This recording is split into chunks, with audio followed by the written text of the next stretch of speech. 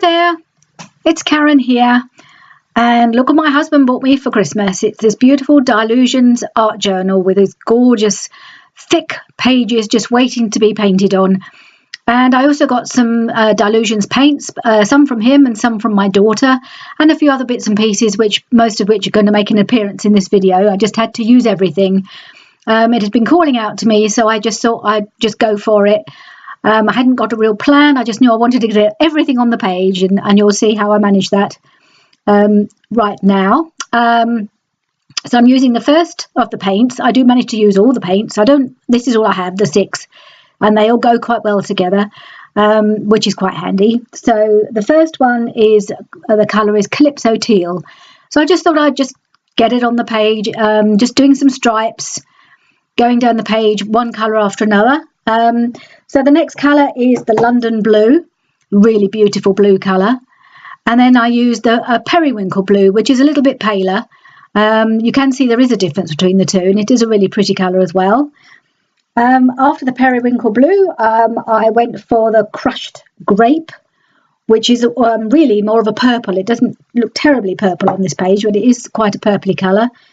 And then the pink is Cherry Pie, which is also a lovely, rich, beautiful colour. And then I just mix it in with a little bit of the white linen, to make a slightly paler colour pink, just to keep it going down the page. And then just at the end, use the white, and it's still got a touch of colour in it for the last stripe of white. And then I went over to the other corner, and I thought I'd do the same colours but in reverse. So I'm starting with the white, which has still got a touch. I think it's got a touch of crushed grape in it, which doesn't really matter because it all goes in together. And then I'm using the pink and a little bit of purple, and gradually going down that space. And I'm just leaving a little space between the two sets of colours. Not really any reason for that. I just thought it'd be quite nice to have something to break them up in between. So I then mixed a bit of the white with a tiny touch of pink, of the Cherry Pie, to make a very pale pink, and just filled in that space down the middle. So it fills up the space. It doesn't have any rhyme or reason why I did it this way. I just felt like getting all the colours on the page and experimenting, really. I was just having fun. They're such beautiful paints to use. They glide on beautifully. And then I had this stencil in my stash. It's I think it's called a gerbera. That's the flower design of the stencil. I don't know who made it. I just had it in my folder with all my templates. And I'm using the purple, the crushed grape, to start off with on the top part of the stencil, and then I've gone for the teal to do the bottom part. Just want to make them slightly contrasting with the background colours. So I've done almost the opposite colours to what's behind the stencil, if you see what I mean. So there we are. It comes out. It's quite a nice stencil. Excuse me. And then I tried to kind of do get some of the paint off onto the page, but it doesn't really work that well. So I'm going to start again, going across the page this time, and starting with the teal on the right hand side against the pink background, and then I'm going to move on and use the purple again. So using a piece of cut and dry foam and just blobbing it in the paints, blobbing it. Well, that's not a very technical term. Dabbing it with the paint, dabbing a bit of paint on it, and just dabbing it through the stencil. If that makes any more sense. And just going right across, filling it all in at the bottom there. So I'm just making it up as I go along. I've got no real plan here. I'm just playing with the paints. This is another new one I had for Christmas. It's by Art Alchemy, and it's an acrylic paint, and I'm using it with this Jim Holtz stencil. It's really pretty. It's a lovely shiny pink, and the colour is Pink Blush. So being as it's a metallic paint, so it's got a real shine to it. I don't know how well that comes over on the video, but it is quite a really pretty. You can see in the pot it's a very pretty colour, and it has got that metallic shine to it. So I'm just going around the page, just doing a little bit here, a little bit there, wherever it feels good to me, to have it. I think you can just see it's catching the light a little bit there. It's so pretty. I have got 1 or 2 of these metallic paints now, but this is the pink one that I thought would go quite well with all the other colours that I'm using. Now I've taken out this, it's a napkin or a serviette. I've done this kind of thing before, but I haven't done it very often. Just cutting out the flowers. They're all beautiful roses, and I've just cut them all out and then peeled off the backing, so they're very, very thin. You just use the top layer of your serviette. And this is another one. I'm just picking out a few of the flowers that I thought would go with it as well. So just fussy cutting them all out. It took me quite a while because it is quite tricky, because the tissue paper is so thin. You have to be quite careful how you cut it out. And then sticking it on the page, I'm using clear gesso. I decided to give that because it's quite thin, and you have to be very careful because this tissue from the napkin is so delicate. You have to be very careful how you apply it. So I thought the clear gesso, because it's very light, would work quite well, and it does adhere beautifully. So I'm just putting a little bit on at a time and spreading it out, and then once I've stuck the flower on, just putting a little bit over the top, which then seals it.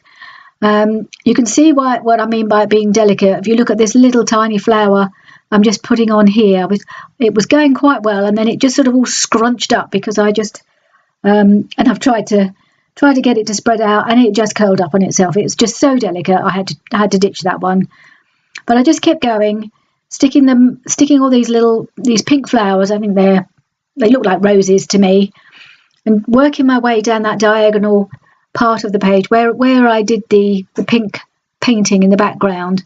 So really the gap between the two areas of the two striped areas, I'm just filling in with all these flowers and just working my way down from the top right down to the bottom left, delicately and very carefully, sticking on the flowers and a few other bits from the second piece of serviette.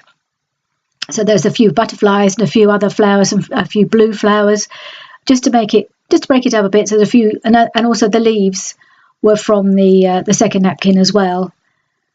It's quite tricky, and I had to be. It speeded up here, but I am actually being fairly careful where I'm putting the gesso, the clear gesso. So I've worked my way down the page into the bottom, across the middle, because I wanted the whole thing to look like a single layout, not like two halves. So I worked it right across the middle of the page, and I had to be quite careful when I was going across that middle, that bendy bit in the middle, or the join in the middle, to make sure I worked the bits of tissue into that join so that it all made a seamless whole. Now I'm just adding these couple of blue butterflies and a couple of other little bits that were from the second napkin. That was because those pieces are quite small, and they are more delicate, so I had to be really careful how I applied them. Luckily I only lost that one flower. The rest did manage to get stuck down without losing any more. There's another little and this is the final butterfly, just trying to decide where that's going to go. Adding that just at the bottom there. Right, so now I've picked out this Vicky Boutin set. It was one I had from a hip kit a few months ago, and this is a stamp set. There's also comes with some dies, but I'm not using the dies. I'm just using this couple of the little stamps. The first one I'm going to use is it's a leaf, or it's like a leaf spray really, and I thought I would just stamp a few. So I'm just trying it out, seeing how it looks. Stamp a few leaves either side of these flowers, going down, just tucking them in around the flowers, just to give a few leaves. I thought a few extra leaves would work.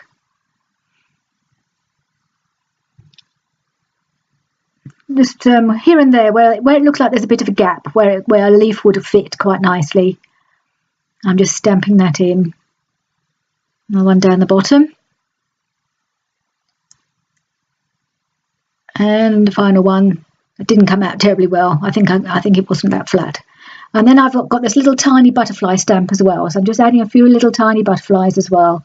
They're almost a bit too difficult to see, but you can see where I'm just trying to just add a few here and there, and one up in the top.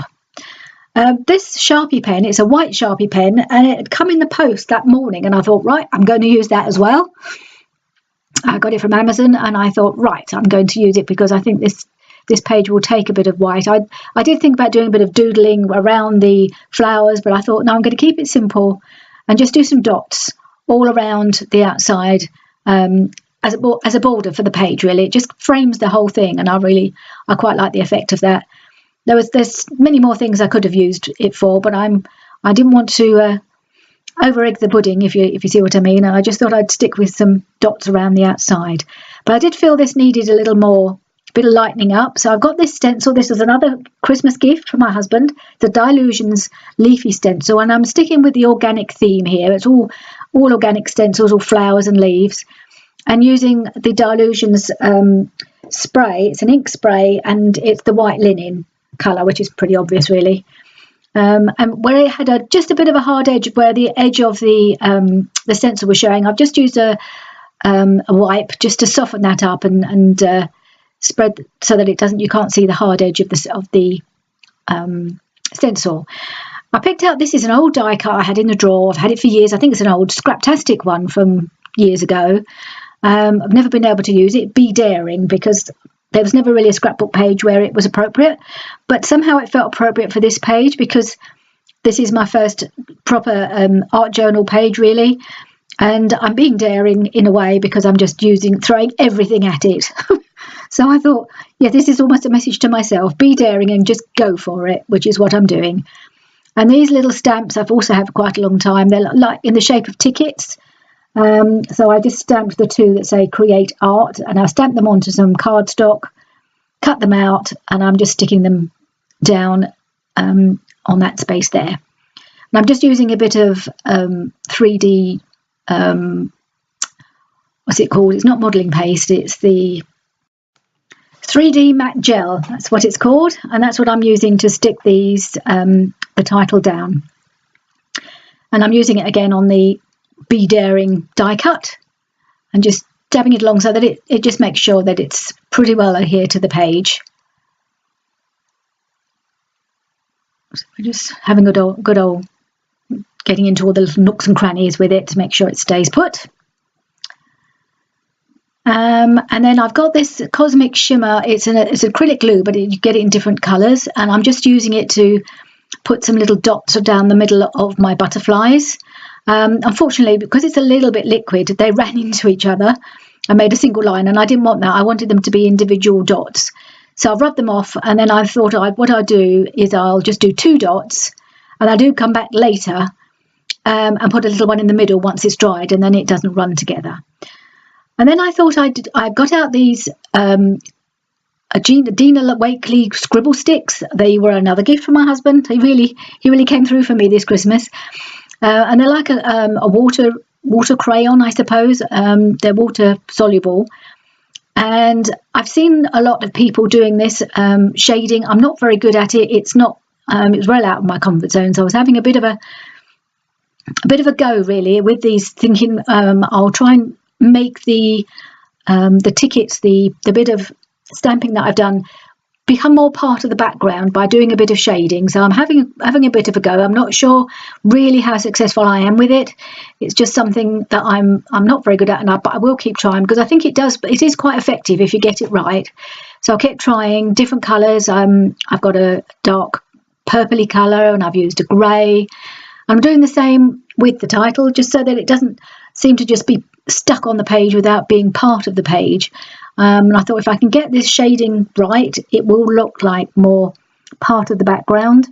Not convinced I did, but I am giving it a go, because this is all really new stuff for me. So I'm trying to pick up tips from people I watch.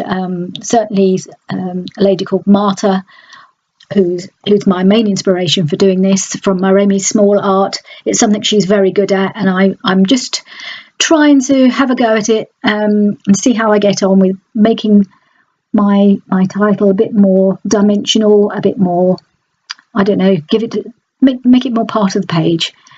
So I'm just giving it a go, different colours, but I'm not sure that I was really that successful. But that was my attempt anyway. So I hope you enjoyed this first attempt in my first go in my art journal.